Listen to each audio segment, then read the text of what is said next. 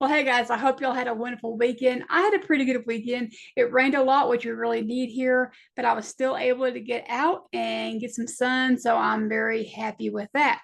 Well, guys, today I want to talk about what I've been up to this past week, the why I've been up to it, and how it all came about.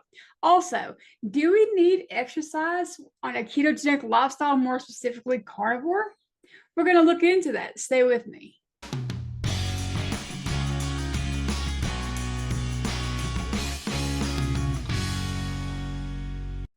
All right, guys, before I get into it, I want to show you guys really quickly what I made Chris last week. He said he was missing grilled cheese sandwiches. And so anytime I've ever showed you a picture of what I've made or I'm eating, I always include, hey, I'm not a good cook. This isn't going to be, great to look at, but this is what I'm eating.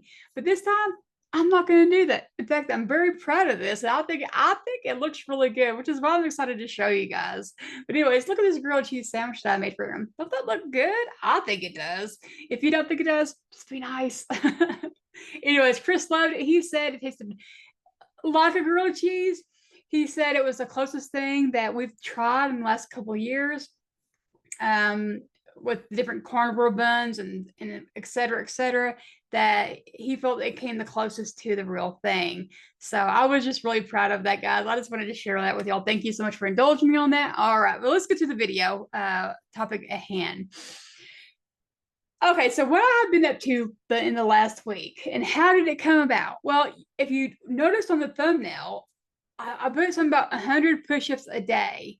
And you might be thinking, Susan, you're doing 100 push-ups a day? Since when? Well, thinking back about between January and May, I was supposed to be doing all this strength training to try to get my HDL up, but I ended up failing on that. I tried, but I couldn't find the motivation to keep going, especially when my personality is that if I don't see results, I feel like I'm wasting my time, and I don't like to feel like I'm wasting my time, so I just give up. And even though I know that when it comes to strength training and building muscle, that's something that does take time. You don't just see it the next day. But still, I can't get past my personality of if I don't see results, I don't want to do it. Well, I have a Facebook account for ketogenic season, okay? And all the other influencers, they'll friend each other and then they'll invite you to their Facebook groups. I don't personally have a Facebook group. I have my ketogenic season account though. Okay. But anyways, and so one of the Facebook friends I have invited me to their Facebook group called Iron Sharpens Iron. And it's created by Butch Nelson and his wife, Vicki Nelson. I don't know if they have a YouTube channel. I just know that they have this Facebook group because they invited me to it. And now I will say this, all I saw was iron sharpens iron. And so I was like, okay. And I really like that because that comes from the book of Proverbs. And it's a true saying, whether you're a Christian or not, that, when you come together with other people, whether it be for dietary purposes, exercise purposes, whatever it is, you sharpen each other by encouraging each other. And if you don't have that, you become dull, right? But when you're around other people with the like-minded people, the same interests, the same whatever, you sharpen each other, right? And so I joined the group, and I come to find out this group is for doing 100 push-ups a day. And these people, Butch and Vicky, they are very athletic. And, and I thought, oh, did they not? They don't know who I am. They invited the wrong person. Me, 100 push-ups a day? You gotta be kidding me. I can't even do one full push-up. But I was interested in watching that because I want to do some strength training, guys. I do. I just can't find the motivation to do it. And I gave it a try the first day, and I actually made a spreadsheet, and I'm going to show you all that here in just a moment. I can't do a full push-up. I can do a partial one. What that means, I get down in push-up position, and my arms will go down just a little bit, but not enough for me to truly consider a full push-up. Okay, so I call it a partial push-up. And so I did some knee push-ups, and then I was like, well, I got 6 done. That's about as much as I can do. And instead of getting laughed at, kicked out of the group, mocked, all I got was support and encouragement. And especially coming from these people who are just built and are pushing it out like crazy. They supported me and they said, "Good job, ketogenic Susan. Good job. Keep going." And Butch said something that was really key to helping me. He didn't realize that I needed to hear this. This is what he said to me. He was like, "You're doing a really good job. Keep focused, keep consistent. And in about 3 to 4 weeks, you should start seeing results. You should start seeing progress." And that's what I needed, guys. I needed a realistic time frame of when I can actually expect to see results. Because again, as I just mentioned, my personality is if I don't see results, I feel like I'm wasting my time. But now I have a realistic timeline of when I should be looking for that gain that I should be receiving. And so because of that, I can keep motivated. And I'm not getting discouraged every day when I try to do a full push-up and I still can't, I do make sure that every day when I'm doing my push-up, I start with trying to do the full push-up. That way there's no excuses. Oh, I'm too tired. I did too many other type of push-ups, I start with that. And then I do the knee ones. And here's the thing. So guys, if you can't do a full push-up either, it's okay. You can start going against the wall and then work your incline down like on a countertop until you progress down to your knees and then to your full push-up, however you want to do it, because a push-up is a push-up. And that's coming from people in this group who are really built and are able to push them up. They'll tell you a push-up is a push-up, whether you're doing a full push-up or it's an incline push-up of any kind. And you don't have to do 100 push-ups all in one go. Even these people aren't doing it all in one go. They're working towards it and they're already getting gains, but they do it throughout the day too. They do it in different sets. So if the most push-ups you get out is 20 push-ups in a day, and you have to do it like 5 at a time, that's fine. Keep going. And that's the kind of support and motivation I found in this group. And that's what I needed. Even though I make videos on here talking about my health journey and what it's done for me, I'm human and I need that support and motivation as well. And so I'm super excited about this. And like I said, I've got a spreadsheet going, which I'm going to show y'all here. You should be able to see up there. Now look, on my full push-up line, you can see the emojis. I've got laughing emojis because right now they're not happening at all. But my partial push-ups, you can see my very first day of doing this was June 30th. I got 1. I was done, 1 and done. And then I got to 7, but now all these every day, no matter what kind they are, they was not done all at one time. It was spread throughout the day. I'm not strong enough to do all at one time.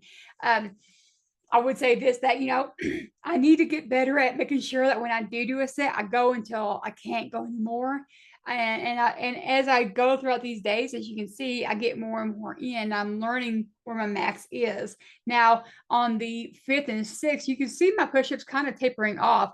I think maybe my muscles are just getting where they needed to break. As you can see on the 7th and 8th, I have a rest in place of numbers. I am actually not doing push-ups for these 2 days. I didn't do any yesterday, which is Sunday, which is the 7th, and I'm not doing any push-ups today. And that is because I have a doctor's appointment tomorrow where I'm going to be doing blood work. And it's my understanding that if I'm doing these push-ups, I'll be breaking down muscle in my arms. And when you break down muscles, it can cause inflammation. And it takes about 48 hours for that inflammation to die down. And I just don't want anything to inadvertently affect my blood work. I don't know if it would or how much it would, but because I do have that blood work, I want to give my muscles that 48-hour break. And then I'll resume to go back to these push-ups again Tuesday afternoon after I've had the blood work done. I'm excited to see where I'm at the end of this month, what kind of gains I had. I'm hoping I can say at the end of this month, I can do a full push-up. That's what I'm hoping for. But, I think it's important that we find that support and motivation. I just could not find that motivation all throughout those months I was trying to raise my HDL. I just couldn't do it. Here's the thing, just wanting to do it isn't enough. Sometimes it's not enough for me. It wasn't. I need a group to support me and motivate me and encourage me on this. And here's the thing. I think I've found something that's going to make exercising for me not feel so much like a chore. Some of you guys have jobs that are physically demanding, and y'all don't have to worry so much about finding ways to exercise and get your strength training in. But I don't have a physically demanding job, so I have to find it. And for me, going and getting on my treadmill or going out and doing sprints or lifting weights for the purpose of lifting weights and getting on, for exercise, it's a chore to me, and I don't like it, which is a fault of mine, but it's still, I have a hard time being motivated when it's such a chore. But again, like I just said, I think I found something to make it a little bit more not so chorish, maybe even fun. But I'm not going to talk about that in this video. I was going to show you a clip of what I was doing, but I think I'm going to make a whole video on that. I'm super excited to share with y'all. It'll be a few weeks down the road because, like I said, I've got a doctor's appointment tomorrow. And that doctor's appointment is, by the way, that will be essentially my 2-year mark annual. Since I was diagnosed with diabetes and fatty liver and kidney disease and et cetera, et cetera, et cetera. Even though it was in August, it's just how my doctor's appointment fell. But this is essentially my 2-year mark as far as the blood work goes. So we're going to see where I'm at in that. And that'll be my next video. It's all about my blood work, where I'm at on that. All right. Now, I'm going to put some links in the description below of Dr. Baker talking with Kelly Hogan about the need for exercise on a ketogenic carnivore lifestyle. There are some doctors who believe that exercise has nothing to do with losing weight. And there are some doctors out there who believe you need to exercise to lose weight. I'm in the middle. I'm not a doctor anyways, but I'm in the middle on that because I can look back in my life in my 20s where I ate a ton of food, but I stayed skinny, but I walked everywhere. I didn't have a car. I walked to work, walked home from work. And then in my job, I was constantly running around. So, I was just constantly going and I stayed thin. Now, you can attribute some of that to being young in my 20s and healthy because I was a healthy 20-year-old, okay, in my 20s. I was very healthy. So I'm sure that has a lot of factor in that as well. But guys, if you are just starting your journey and maybe you're 300 pounds or more, okay, I would say don't worry about exercise right now. Get your dietary life fixed first, okay? Get adapted to carnivore, keto, whatever brand you're doing.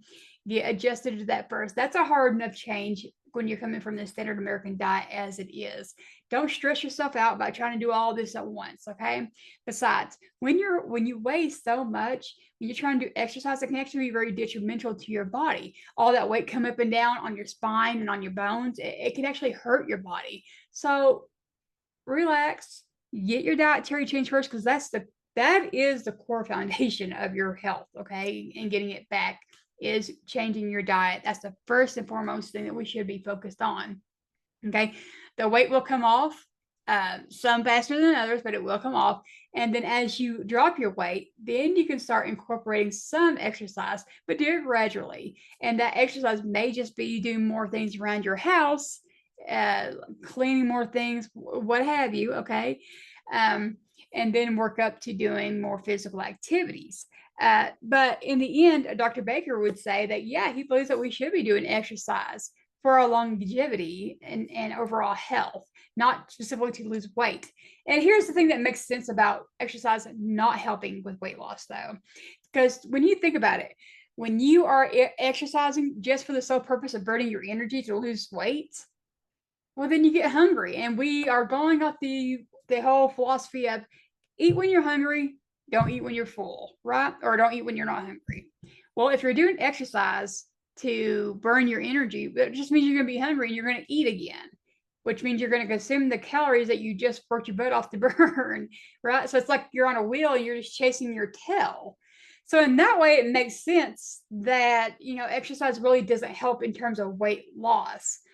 I don't know. Like I said, I'm in the middle of it. What I do know is, and I do believe wholeheartedly, is that we should all be doing some kind of form of strength training for our muscles, because as we get older, we lose muscle. That's a fact, okay? And the fact that I can't even do one full push-up kind of is terrifying to me. I'm 42 years old, and I can't even do a push-up. What am I going to be like when I'm in my 60s, 70s, and 80s if I don't start doing something about it now?